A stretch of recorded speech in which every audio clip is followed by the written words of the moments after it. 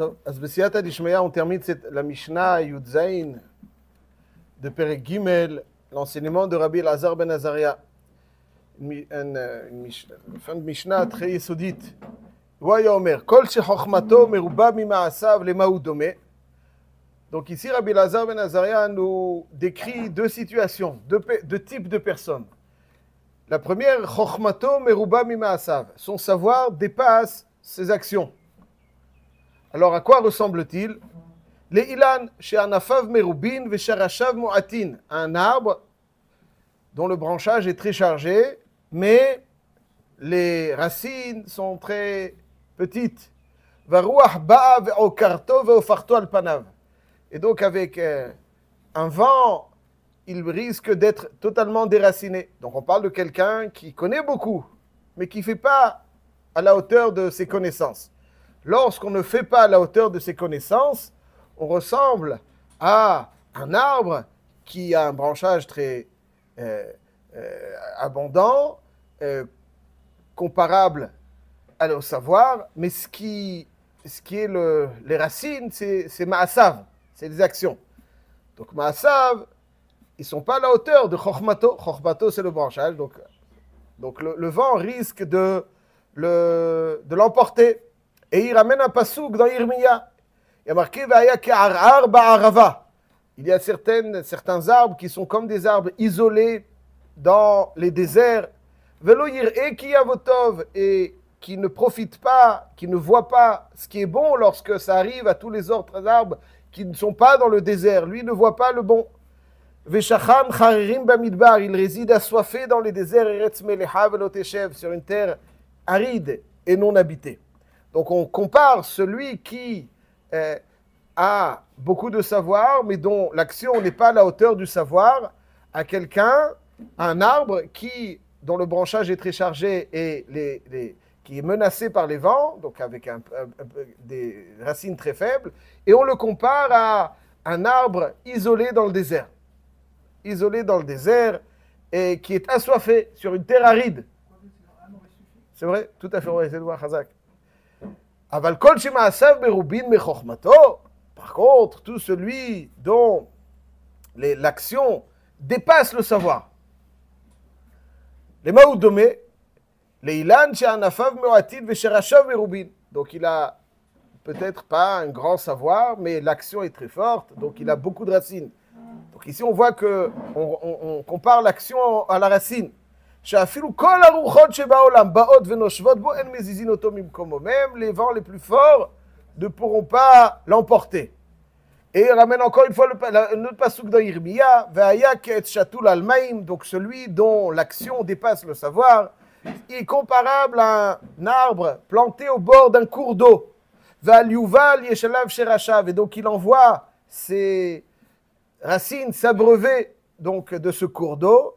Il ne craindra jamais de forte chaleur. Ses feuilles sont fraîches. Il ne craint pas les périodes de sécheresse. Et il ne s'arrête jamais de produire ses fruits. Donc ici dans la Mishnah, on nous compare l'action aux racines et le savoir au branchage. Et on nous dit que celui qui a une action appuyée, il est bien enraciné, bien solide, et par ailleurs, il ressemble à un arbre qui est au bord d'un cours d'eau et qui va constamment s'abreuver. Alors que d'autres qui ont un savoir beaucoup plus vaste, mais dont l'action n'est pas à la hauteur de ce savoir, ils sont beaucoup plus fragiles. Alors juste, je dis avant toute chose, à chaque fois que je lis cette Mishnah, ça me rappelle ce que le Chassid Yahavetz, il y avait donc dans l'histoire, il y a deux grandes Torah qu'on appelle Yahavetz, à part le Tanakh. Il y a le Yahavetz, Chassid Yahavetz, qui était donc un des Juifs qui a vécu l'expulsion des Gdolim, qui a vécu l'expulsion des Juifs d'Espagne et qui témoigne qu'il y avait un autre Yahavetz, je précise, Rabbi Yaakov ben Tzvi, le fils du Chacham Tzvi, Baal Moruktia, Sheelat Yahavetz. Et le Yahavetz, le Chassid Yahavetz, qui a un ouvrage très célèbre sur le Pirkei Avot, il raconte que durant l'Inquisition, ceux qui étaient donc chargés de savoir et qui avaient donc des Juifs qui étaient des philosophes et qui savaient développer des idées, etc., ils ont été beaucoup plus touchés que ceux qui étaient des Juifs, entre guillemets, simples, s'il existe un Juif simple. Ils étaient beaucoup plus solides. Ils étaient beaucoup plus solides. Et ils ont été beaucoup moins touchés par le drame de l'Inquisition. Et ça veut dire, parce qu'il y en a qui se sont malheureusement, qui ont rejoint, qui n'ont pas tenu l'oppression. Par contre, ceux qui étaient des Juifs a priori simples, à chaque fois que je lis cette Mishnah, je vois ça avec beaucoup de clarté. C'est-à-dire que ceux qui font l'action et qui, l'action des fois dépasse la chokhma, alors ils sont bien ancrés, bien enracinés. Alors que ceux qui ont beaucoup de chokhma, des fois même, ici on voit que la chokhma, lorsqu'elle n'est pas suivie de l'action, elle risque de perdre une personne. Parce qu'un arbre qui a beaucoup de branches, mais qui a peu de racines, il est beaucoup plus exposé au vent que celui qui a peu de branches, même s'il a peu de racines. Donc, une sagesse, un savoir qui n'est pas suivi d'action, est un savoir qui menace encore plus que s'il n'avait pas été là, celui qui le possède. C'est ça qui est marqué ici dans cette Mishnah. Déjà, on voit ça. Mais je vous propose un petit peu d'approfondir cette Mishnah. On comprend que quelqu'un peut ne pas suffisamment faire, dont l'action n'est pas à la hauteur de son savoir. Ça, je comprends. Il sait beaucoup de choses, mais il ne fait pas. Malheureusement. Ok, mais comment peut-il possible que Ma'asav merubin mechormato, il fait plus que ce qu'il ne sait? S'il ne sait pas, comment il peut faire? Pardon? Il voit ça. Alors il sait, il découvre à travers. On dirait qu'il fait beaucoup plus qu'il ne sait. S'il ne sait pas, comment peut-il faire?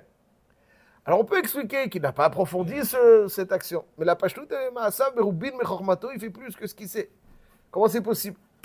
Comment c'est possible de faire? Alors on va essayer d'approfondir un tout petit peu, petite idée, très rapide.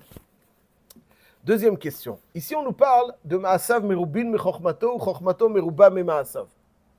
Et la Mishnah nous rapporte les psukim de Yirmiya, dans lequel il y a marqué donc cet arbre qui est dans le désert, sur une terre aride, isolé, assoiffé. C'est celui qui a beaucoup de sagesse, mais qui n'a pas beaucoup d'action. Et par ailleurs, on nous parle de celui dont l'action est abondante, plus que le savoir, ce qu'il faut encore expliquer. On le compare à un arbre qui est planté au bord d'un cours d'eau et qui va se régaler, produire de très bons fruits. Lorsqu'on observe dans Yirmiya, à quoi correspondent ces deux types d'arbres? Alors je vous cite, Yirmiya, c'est dans Perek Zayin Pasuke, il y a marqué Ko amar Adonai, Arura gever asher yivtach ba'adam, vesam basar zero.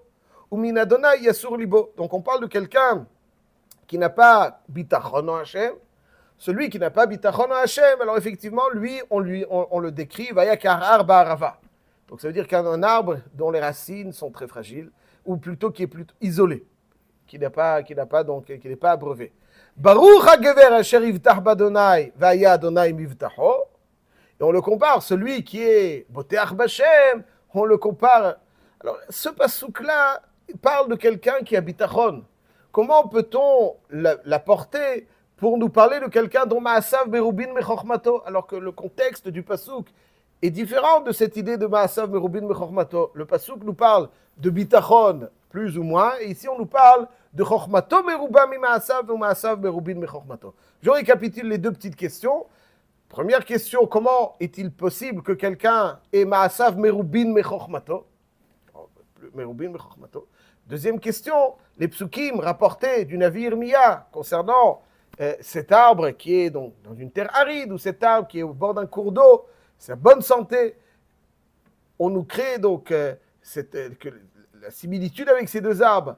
Ma'asav, merubin mechormato, c'est celui qui est comparé à cet arbre qui est au bord d'un cours d'eau, et chormato meruba mi Ma'asav, c'est celui qui est comparé à un arbre sur une terre isolé sur une terre aride, alors que le pasouk traite d'autre chose.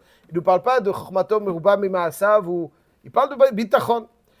La réponse à ces deux questions, mes chers amis, on peut la prendre du Sha'arei Teshuvah. On est rentré dans Chodesh Elul, donc déjà on commence bientôt on se prépare au Rosh Chodesh Elul. On va rentrer un petit peu dans le Sha'arei Teshuvah, Sha'ar Sheni Otiud, un Rabbeinu Yonah très chashuv, tout Sha'arei Teshuvah est très... Il dit comme ça, il dit, je vous cite Rabbeinu Yonah, V'amru Kol Shema Asav, alors, il apporte ici un avot de Rabbi Nathan. Là, on est dans le Pirkei Avot, mais un avot de Rabbi Nathan qui donne un enseignement, donc cet enseignement similaire, mais il rajoute quelque chose. Et je vous cite. Il y a marqué dans avot de Rabbi Nathan, Perek Raf Bet. Kol Shema Asav berubin mechochmato, chochmato mitkayemet, sheneemar, naaseh venishma. Donc, chochmato meruba, maasav berubin mechochmato, c'est quoi? Naaseh venishma. Donc, si on veut comprendre la définition de Maasav Merubin Mechormato, on a demandé, mais comment c'est possible Maasav Merubin Mechormato? Réponse Naaseh Venishma. Tout de suite. Beur Adava, nous explique Rabbeinu Yonah. Ki ha'ish asher kibel al nafsho belev ne'eman. Quelqu'un qui s'est engagé avec beaucoup de sincérité. Lishmor ve'la'asot al pi haTorah asher yor'u. Ve'al mishpat asher yomru lo yoshvim al mishpat. Quelqu'un qui s'engage avec beaucoup de sincérité à respecter, à faire ce que les sages de la Torah lui donneront comme orientation. Yesh beyado minayom hazeh sachar al kol hamitzvot al asher shama ozno b'divrei Torah vataven lahem ועל הדברים אשר לא גלו אוזנו עליהם עדנה וצדק לבש וקנה זכות על הנגלות אליו ועל כל נעלם מעיניו. ואחרי זאת, יום יום ידרוש וישקוד על דעתות מוכירה וישכיל מכל מלמדיו, ונמצא איש הזה מעשיו מרובין מחוכמתו, כי לא ידע את הדבר. Il dit quelqu'un, il décide par exemple de faire tchouva. Il sait tout? Non, il ne sait pas tout. Mais il sait que le Rav, il a appris un Rav, ce que le Rav lui dira, je ferai. On considère, mais il ne sait pas tout. On considère, dès qu'il a été mekabel avec beaucoup de sincérité, comme si il avait déjà tout fait. Comme s'il avait déjà tout fait. Ça veut dire que l'adhésion à la Torah, maintenant il faut juste que je sache pour pouvoir faire. Mais l'adhésion est sans mesure et sans relâche. Il y a une adhésion parfaite. À quoi? À la Torah. Comment je vais savoir maintenant? Oriente-moi, dis-moi ce que c'est. Mais j'adhère sans... Ça c'est Naaseh Venishma. והנה שכרו איתו, כעניין מה שאמרו ישראל בסייעתא דשמיא, שהקדימו קבלת המעשה לנפשי לפני השמיעה, ובעניין אחר, דיבר רבנו יונה, לא ייתכן שיהיו מעשי האדם מרובים ממה שהוא יודע. מעשיו מרובים מחוכמתו, il dit comment c'est possible que quelqu'un fasse plus que ce qu'il sait? Il dit רבנו יונה, par son adhésion. J'ai adhéré, Naaseh, מעשיו, il n'a pas fait. Il s'est engagé à faire. Maasav, oui, c'est considéré comme s'il avait fait. L'adhésion, c'est comme s'il avait fait. Il dit, juste avant aussi, il ramène une dracha dans Mechilta qui dit au sujet donc du Korban Pesach en Mitzrayim, il est marqué Vayelchu vayasu bnei Israël. Vechim yadasu. Ça veut dire que le 10 du mois, on leur a demandé Mishchu kru lachem. C'est le vet avot, c'est la baït. Et ensuite, il y a marqué Vayelchu vayasu bnei Israël. וכי מיד עשו, אבל לא עשו עד 14 לחודש, אלא כיוון שקיבלו עליהם לעשות, ועליהם הכתוב כאילו עשו מיד. Ça, c'est le Yesod. Le Yesod est Maasav Merubin Mechormato, ça veut dire que tout le monde, chacun à son niveau, a beaucoup de choses qu'il doit découvrir. Il ne sait pas tout, bah, évidemment. Aval, il adhère, il cherche à savoir pour savoir ce qu'il faut faire. Ça, c'est Naaseh Venishma. Le Naaseh Venishma, c'est pas simplement dire on s'engage à faire. D'abord, on s'engage à faire, c'est-à-dire que le Naaseh, c'est Maasav Merubin Mechormato. C'est pas ça un engagement. Cet engagement, il est conseillé comme s'ils avaient fait. Naaseh Venishma. Alors, quel est le pshat? Le pshat est que le point culminant de Matan Torah, c'était que le Ham Israël est devenu un avec la Torah. Donc finalement, d'ailleurs, quand on voit Naaseh Venishma, la Gemara elle dit Migila Razeh, Shabbat Pechet, Migila Razeh, Levanai Shemalachi Asharet Mishtamshin Bo. Naaseh Venishma, c'est une expression de Malachi Asharet. Parce que, quel est le pshat? Le pshat dit que Malachi Asharet n'existe que par leur mission. Leur mission et leur existence. Après, ils doivent savoir ce qu'ils doivent faire. C'est le mode d'existence. Naaseh Venishma, ça c'est une expression de Malachim. C'est-à-dire que dorénavant, on n'existe que par la Torah. Donc maintenant, dites-moi ce qu'il faut faire pour savoir comment exister. Mais je perçois mon existence qu'à travers l'action. Donc il y a une adhésion sans mesure. Parce que c'est mon existence. L'action, une voie de Torah est mon existence. Donc Naaseh, maintenant Nishma. Le Nishma devant un moyen. Ce que je dois faire. Ce n'est pas parce que j'ai entendu que je dois faire, mais C'est un moyen de mettre en pratique ce qui nourrit, ce qui alimente mon existence, la vitalité de mon existence. Ça, c'est Naaseh Venishma. Je n'existe que par cette action. Et déjà, lorsque j'adhère, alors je suis rattaché, et c'est ça ma vitalité. Je suis rattaché à cette valeur. Et même sans l'avoir fait, l'engagement me chadou, c'est déjà me rattache, et cet engagement sans relâche, sans mesure, me nourrit. Cette adhésion me nourrit. Parce que l'adhésion elle-même, c'est un chibour, c'est un lien. Cette adhésion me nourrit. C'est ça qui nourrit donc les anges. Ça, c'est Naaseh. Après, Dishma, nous, puisqu'il y a une adhésion, donc maintenant, il va falloir savoir ce qu'il faut faire. Mais l'adhésion en elle-même, déjà, donc ça, c'est Ba'asav Merubin Mechormato. Ça, c'est Ba'asav Merubin Mechormato. Une adhésion sans relâche. Dites-moi ce qu'il faut faire, après, je fais. Mais j'ai une adhésion sans relâche. Je m'attache, j'adhère à la Torah qui est une Torah Traim. J'adhère à la Torah qui est Torah Traim. Il y a marqué dans la bracha de Kriyat Shema, on dit Ba'avur avotenu shebatru becha vetelamdem chukei chaim. C'est quoi? Où est-ce que batru becha? Où est-ce qu'on voit que batru becha? Où est-ce qu'on voit que au mont Sinaï, il y a eu un bitachon b'Hashem parce que par le mérite du bitachon, Hachem leur a inculqué vetelamdem chukei chaim. Le bitachon, c'est Naaseh Venishma. Il y a beaucoup de preuves à ça, à mon humble avis. Naaseh Venishma. Ça veut dire que dans la Gemara, dans Pechet, dans Shabbat, il y a marqué que Rava, il étudiait, il s'est blessé les doigts. N'est-ce pas, il faisait saigner. Et le Tzdoki lui dit Amapziza, Dakbitu, Pumaychu, Lodnaychu. Vous avez d'abord dit oui, après vous n'avez même pas encore entendu. Et il dit nous, Tumat Yesharim Tanchem. Ça veut dire qu'on a confiance à Hachem. On est Tumat Yesharim, on a confiance à Hachem. Donc oui, Naaseh Venishma. Donc Naaseh Venishma, c'est un bitachon b'Hashem. J'ai confiance, ça veut dire que j'ai une adhésion sans mesure et sans. Pourquoi? Parce que j'ai confiance que ce qu'il y a de meilleur. Et donc j'adhère à ma source de vitalité. Et ça, c'est le Naaseh Venishma. Maintenant, on comprend très bien deux choses. Les deux questions sont répondues. Comment Ma'asav Merubin Mechormato nous dit Rabbeinu Yonah dans Rabbi Nathan, Naaseh Venishma. Et quand tu es à Naaseh Venishma, alors, ok, mais j'ai pas fait, je me suis engagé à faire. Ici, Naaseh Venishma, c'est pas ça un engagement. C'est considéré comme si tu as fait. C'est pas un engagement, ça veut dire tu es mitraber, tu es mechadesh le chadou, c'est ça le Naaseh Venishma. Je suis mechadesh le chibour du chadou. Ah, si je suis mechadesh le chibour du chadou, tu es alimenté par ce qui nourrit ta vitalité. Donc, c'est l'adhésion. Après, il faut savoir ce que je vais faire. Mais il y a un chibour, ça déjà en soi, c'est quelque chose. C'est pour ça, parce que si on ne comprend pas pourquoi l'engagement, c'est comme si j'avais fait. Bah ça, pourquoi ça? J'ai pas encore fait. Alors c'est bien, et pourquoi quelqu'un qui a. On voit que le pshat il dit que Bifrat dans Naaseh Venishma, et c'est marqué aussi dans Korban Pessah, c'est un brit. Mais ça veut dire que le chibour de Matan Torah, on l'appelle ça Ma'asav Merubin Mechormato, c'est comme s'il a déjà fait, parce qu'il a les racines. L'adhésion, elle le nourrit déjà. L'adhésion, elle le nourrit déjà. Marshava Tova Kadosh Baruch Hu Betzarfa le Maaseh. Pourquoi? Parce que l'adhésion le nourrit. Donc c'est comme s'il l'avait fait.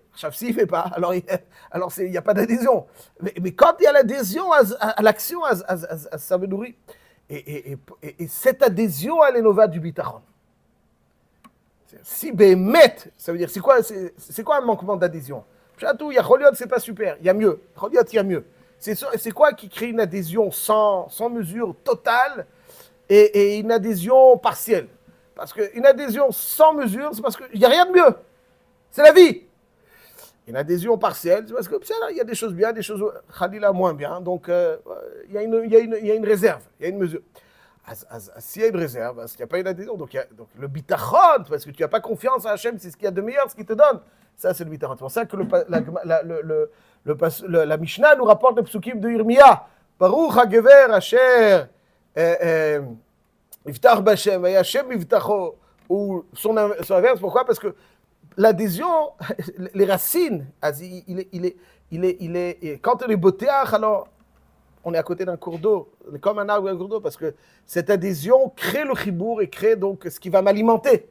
Alors que s'il y a un manque d'adhésion, donc tu es déconnecté de la source de vitalité, et donc tu ressembles à un arbre sur une terre aride. C'est ça que nous dit Rabbi Elazar ben Azaria ici. Il nous dit Kol shema'asav merubin mechormato, quelqu'un qui a beaucoup de savoir, qui veut comprendre les choses, et il fait, et des fois il comprend pas, même si il a compris, il fait moins. Donc c'est-à-dire que tu n'as pas une adhésion. n'as pas une adhésion, tu manques dans ton adhésion. Donc tu n'es pas botéard. Si tu n'es pas botéard, donc c'est comme un arbre sur une terre aride. Avalsi, ma'asav, merubin, mechormato. Comment est-ce possible de dire à venir l'engagement par une adhésion sans relâche, sans mesure? Alors là, déjà, par ton adhésion, tu es nourri et tu es donc comparable à cet arbre au bord d'un cours d'eau.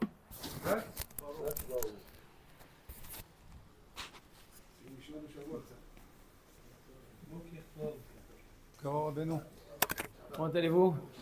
Alors?